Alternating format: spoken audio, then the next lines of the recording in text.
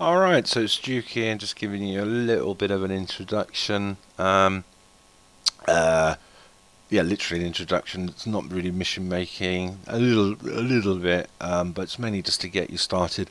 I think certainly with Titan's, 5R sync, giving you the framework should help you get started at least.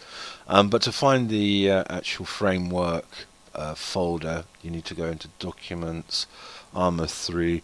Probably Armor 3 had the profiles because you would have renamed at some point, added a name like I did, 5R Duke.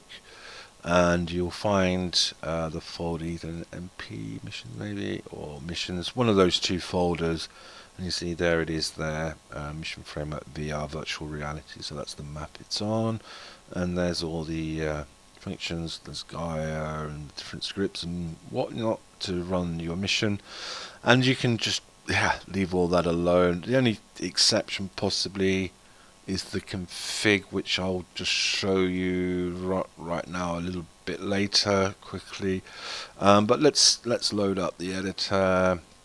Must confess I'm very old school. I was only using the 2D editor, right up until today really. I'm just switching over to Eden, so I'm probably a little bit clunky using this. So, oh well, you'll see me as being human. This isn't edited at all, by the way. So this is Duke Unplugged, warts and all. I've got my coffee. I got a cigarette. Life's good. Let's crack on. Okay, so there's the mission framework there. Once you get into Eden Editor, see there's the map, virtual reality, and you open that. Uh, Bloody hell, it's a bit slow, I think. It's a bit slower than the 2D, the Eden, I think. Anyway, and here we are. So you get, and there you go. So that's all that's lot. That's the playable units, and it's all been set up for you. All the sections, see all this Spartan 0. We see Spartan section 1 on the Blue Force tracker. That's already been done for you, so you don't have to mess around with any of that stuff. There's a few modules there, vehicle spawner stuff, vehicle repair and whatnot. So you want to copy and paste all this into your new mission that you're making. So obviously, hopefully you know how to do that. Control C, and then you'd go to your mission, which obviously you'd have to name Operation Black something, probably, eh? And So I've set something up here. Where is it? Making mission thingy. There we go. So I'll open that up. That's just asking if you want to save it or whatever. Don't worry about that. Okay. So I'm just going to go to the map. This is easier for me because I'm used to it coming from the 2D world. So paste in your stuff. Obviously, you might want to move this around, setting up your kind of, our spawning area, or whatever you're using in airbase, some kind of fob, whatever. Move it around to your liking. Obviously, all this stuff as well. There's some modules. There's a load of ACE modules and whatever. But most of that is crazy done on the actual server side, so you don't need to worry about that. All the settings and whatever, that's already been again taken care of. It's all made as simple, for it to be as straightforward as it can be for you guys. One thing really important I noticed that's missing right now because of a recent change is that you need to, Glenn, if you're watching this, I'll try and remind you something to add. If you go into F5, which is modules, so there's Ace X, and there's something called headless. This is really, really important to put down. So place that on the map, open it up. By default, it's on disabled, so enable it. You don't need to change the delay, and if you can enable the log, that would be useful because that means if there's any errors or anything, hopefully we can track down what those errors are. And that involves the headless. I'm not going to go into the headless, but essentially the headless runs the AI, so the server focuses on running scripts, the objects on the map, everything else, but really. So with the headless running AI, it increases performance. That's, we get better frames because of that better performance. So that's it really. That will actually get you started at least, and then you can from there crack on and start making your mission. I'm going to talk a little bit about Gaia because a few people have asked about that. That's fine. The thing about Gaia is it's very zone dependent. That means, from our perspective, that we have to place down a marker. We have to name it with a number, not a name. It has to be a number. For a start, Gaia is dependent on numbers. It responds off marker numbers. That's the way it's been programmed, if you like. So just putting Joe Bloggs, it's not going to function properly. So it has to be a number. And the second reason for that is, again, the way it's been set up is that the excuse me, is that the markers will disappear once you get to your mission. So all these grayed out areas will not actually be seen. Otherwise, it might be a little bit of a giveaway, wouldn't it, where the enemy might be. But so you don't again have to worry about that. That's been done for you through the framework. So let's just have a look at these units here. So this is a section here, and you always put the code. Hopefully the code, it's on I've got mine just in a handy little note thingy here, but it should be on the wiki anyway. I'm sure there's I remember seeing it. In fact, I'm pretty certain it is on the wiki Glenn put together.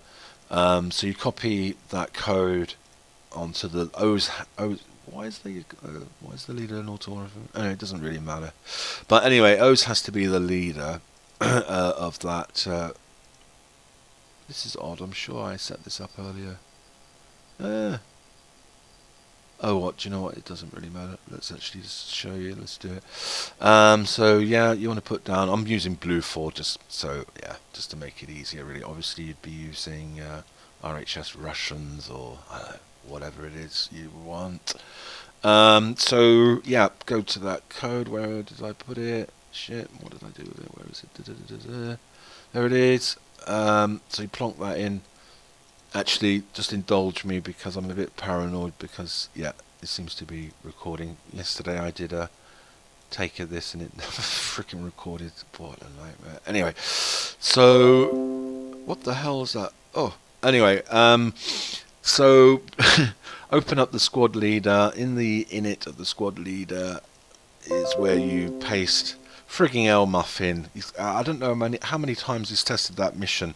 Anyway, on the server. Anyway, so that's where you plonk the information, and this will make Gaia work basically. Actually, usually you have doesn't actually matter, but usually you have the cache at the beginning, but it will still work. So the three things to remember about Gaia only. Three sort of different behaviours, shall we say, how you're going to make the AI work with Gaia. The first one is no follow, so that's obviously that. There's the zone, so zone 1, that's that marker. That zone, marker zone we put down here. Obviously you can change the size to your liking. And what that means is that with no follow is that this so I told you I wasn't used to the 3D editor. Is that this section here is going to happily patrol around this zone, and it will never leave the zone. It will kind of defend and patrol that zone it's been assigned to. You don't need waypoints. You don't need to add behavior. In fact, Gaia will just ignore it. So for example, you could set it as aware combat, freaking careless, whatever. It doesn't matter. Gaia's going to overwrite it. So don't waste your time with waypoints and behavior and all that crap, because Gaia's just going to do what it's going to do anyway. And the good thing about it is that you just plonk that in and forget about it. Gaia's going to do everything for you. And the other two, so that's no follow, so that's patrolling within the zone without leaving the zone. Let's now do fortify. So what you do, again, zone 1. See, I just copied and pasted this. You know how quickly you could do this potentially. You want to delete the no follow because we need a new one now called Fortify. Again, all this is on the wiki, but just to help you out a bit. So there's Fortify. So now what this group is going to do is they're going to occupy randomly, and it's different every time you preview the mission in editor or every time you play the mission. They will randomly occupy buildings within that zone. So that's very, very defensive stance, Fortify. They won't move, and they will, stay very, very defensive, occupy buildings. If you had, I don't know. Actually, it's not very good at sort of going behind sort of, I don't know, fortifications necessarily. But anyway, but it's very defensive. It's good for occupying buildings anyway, and just in a sort of defensive stance. And lastly, the third one, which is perhaps a bit more interesting one in a way, and that's move. Again, it's zone 1. We'll just copy and pasting here, of course. So we go move, put the move away. So it's no follow, fortify, and move. That's the 3 different types that you need to understand. So with the move, like the no follow, in fact you wouldn't notice any difference if you saw it. It's just going to patrol happy around the zone it's been assigned to. Great. The difference with the move is that Gaia, the sort of AI commander, if you like, can actually move them outside of the zones, and that is the difference, which makes it a lot more dynamic. So as an example, you have a section coming along here, approaching from the east, whatever. They're engaging, they've spotted you, whatever, they're engaging. What the AI commander might do is, with the move section, is start moving them south, east, or whatever, to try and flank, or they may push them north, or it might push them straight out to occupy these buildings here. It's pretty smart. It sort of responds, it analyzes the kind of situation, if you like. I'm not going into all the detail about that,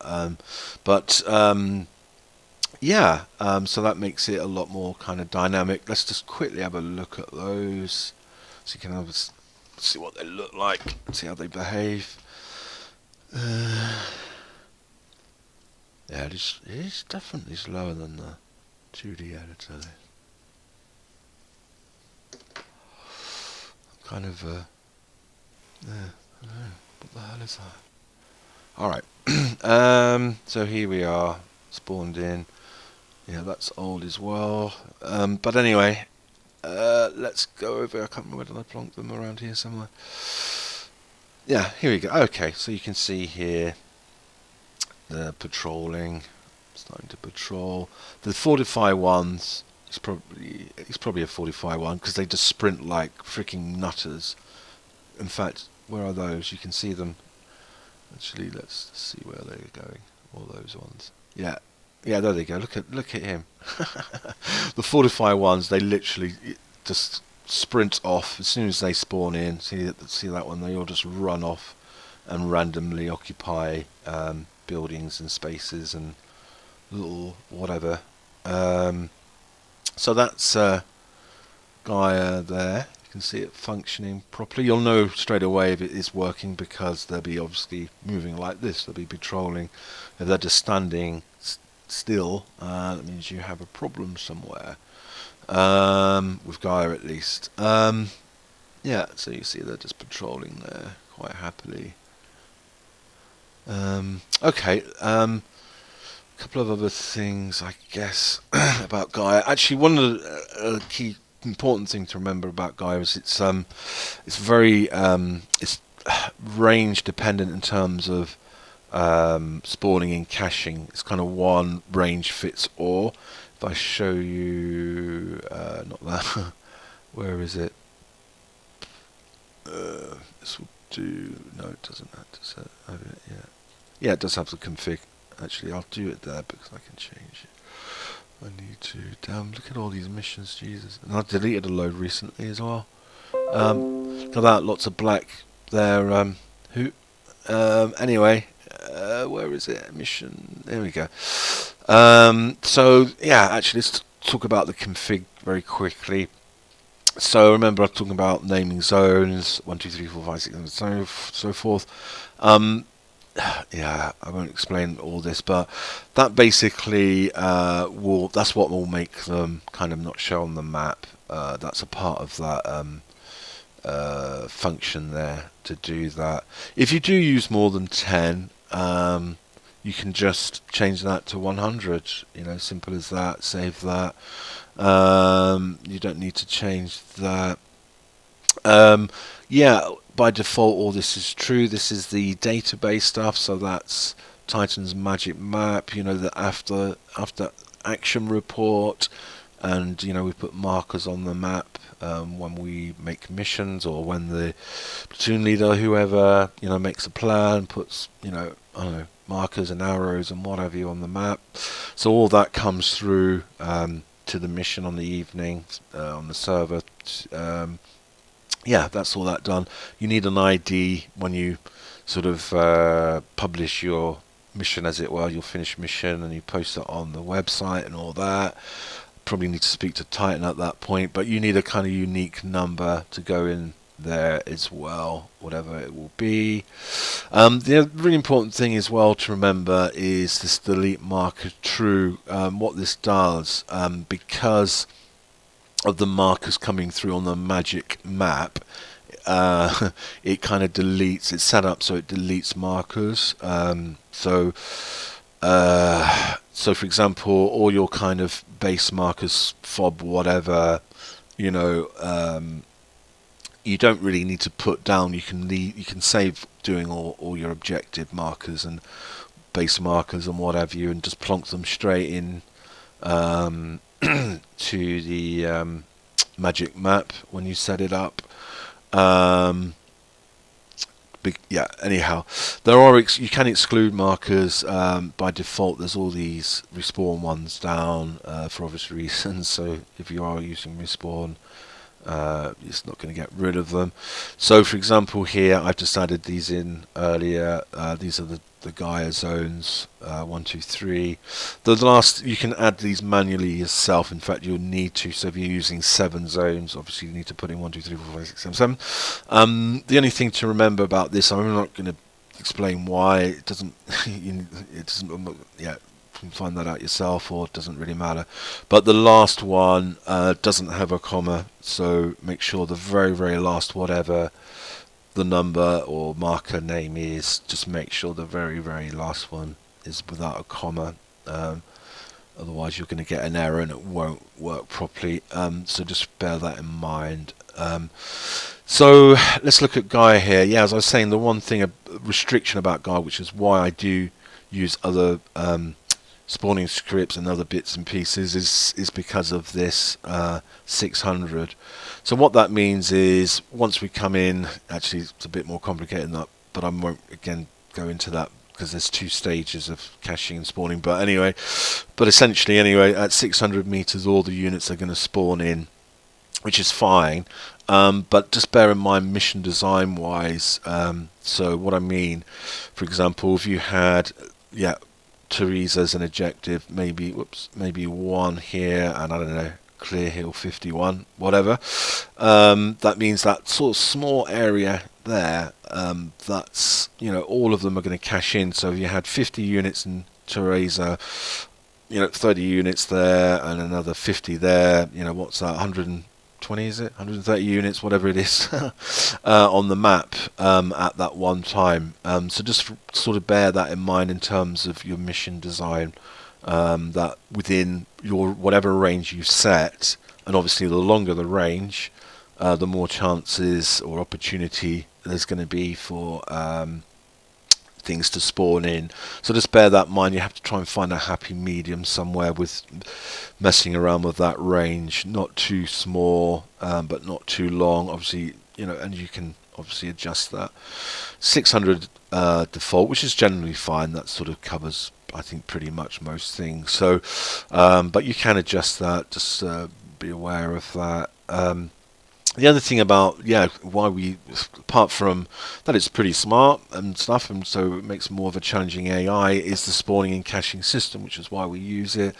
So you can imagine if you didn't, if you just plonked units in the editor, You know, if you have 50 units, let's say in Poleiko or whatever you call it, and another 50 over in Zaros, and another 50 in Teresa, that means when we all spawn in over here at the beginning of the mission, that means there's 150 units on the map already, eating up our frames and performance. When, you know, frankly, you know, if we're taking Teresa first, what's the point of having 50 units walking around in Poleiko or Zaros, taking up resources? You know, it's absolutely unnecessary, you know, resource taking. So that's why we use the caching system. So just again, that just to give you an idea, just to bear that in mind, there's absolutely no need for units to be spawned in already on the map if you can avoid it. I know sometimes, you know, placing the odd one or two or small patrol here for whatever reason is fine, but just be aware. Try and keep the numbers down of editor place. Try and keep them on the Gaia or caching systems. What else?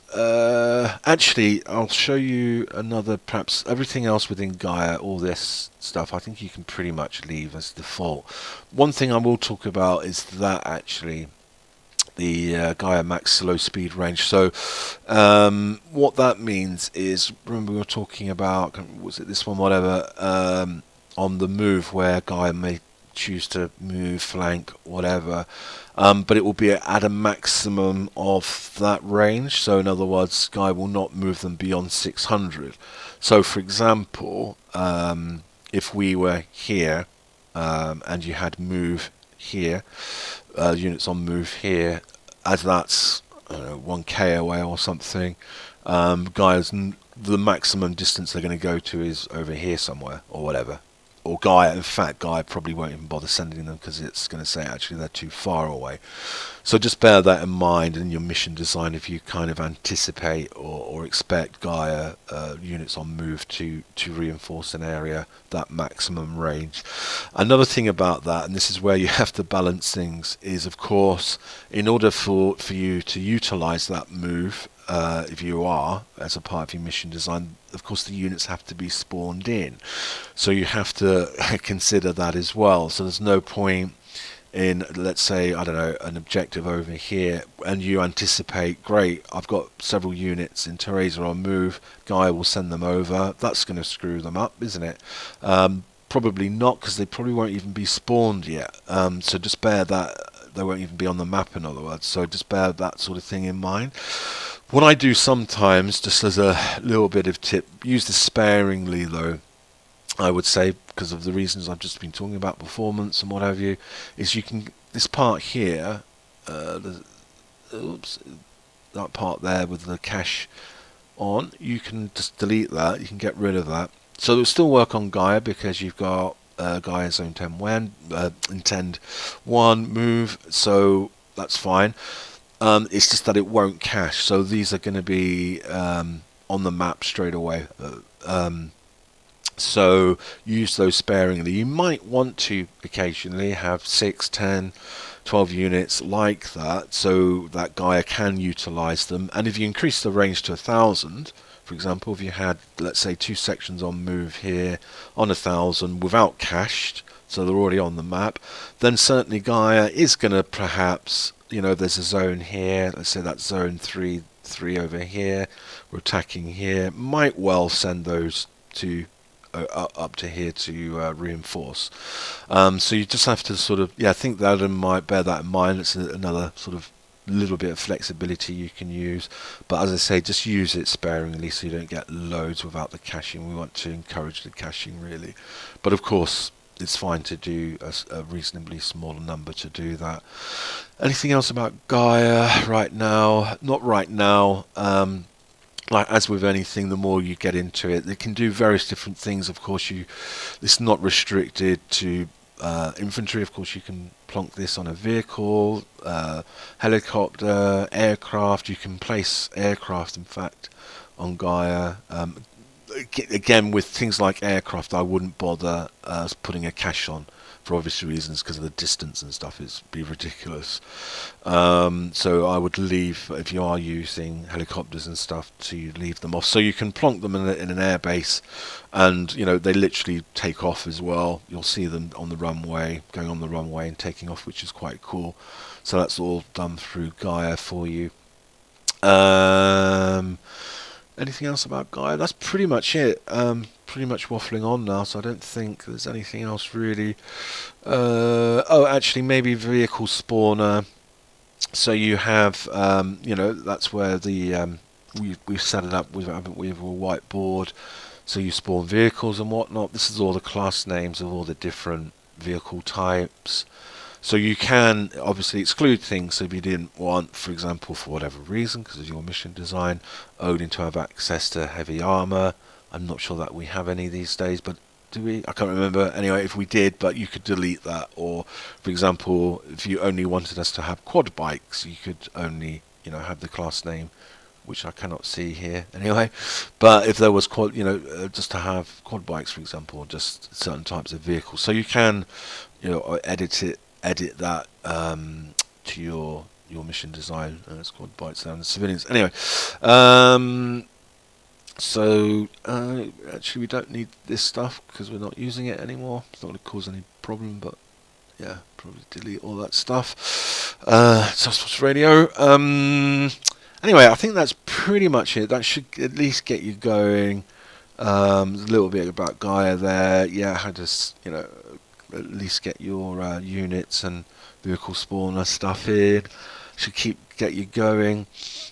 But what I would say is try to keep things simple initially. If you're overly ambitious, you might come up against obstacles and then get bored or fed up with it and frustrated and just leave it. So what I would say initially is just try to keep things simple. There's nothing wrong with simple missions. You know, a mission's a mission. You know, you'll get it. You know, if you get it played and it all works, and you know, that's great, and that hopefully will give you the confidence to make a second one where you might try, you know, something a bit more elaborate and so on and so forth. Just grow with it. But there's nothing ever wrong with simple, is what I would say. What I was going to say, yeah, things like, yeah, triggers, and there's so much to learn. You can never learn it all, and there's more than one way of doing the same thing, honestly. I might do one thing and have the same result. Crazy might do one thing totally differently but have the same result, and so on and so forth. There are so many different combinations of doing the same thing. So it's just learning a method initially, something that works for you. But there's plenty of stuff out there, I'm sure, on YouTube, on triggers and all that kind of stuff. And of course, there are plenty of experienced people around. Crazy knows shitloads. Titan knows loads. I know a little bit. You know, there's plenty of people out there who you can ask. But try yourself first, because there are tutorials out there. And simple things are going to start annoying us, to be honest. Anyway, I don't want to put you off asking. You're totally free to ask, but there's just some things like, how does a trigger work? Well, you know, frankly, you can look that up yourself. You don't need to ask one of us three for that. It's more if you're really, really struggling. You've tried different things and you're really, really struggling. I appreciate it's a learning process, and you know, all of this seems like a totally foreign language and totally unfamiliar. Totally appreciate that. So of course, feel free to ask questions to any of the experienced mission makers. But do try to solve things for yourself and look things up for yourself. You'll become a lot more independent. You'll learn things, and when things go wrong, hopefully you'll learn how to correct them as well, which is the good thing about learning things for yourself, of course. Facilitating and copying and pasting is great until it doesn't work. Yeah, so try to learn things for yourself. And I will try and do some more stuff in the future, looking at various different other things if people want. But in the meantime, yeah, enjoy, hopefully, and hopefully we'll see some missions from you soon. Okay.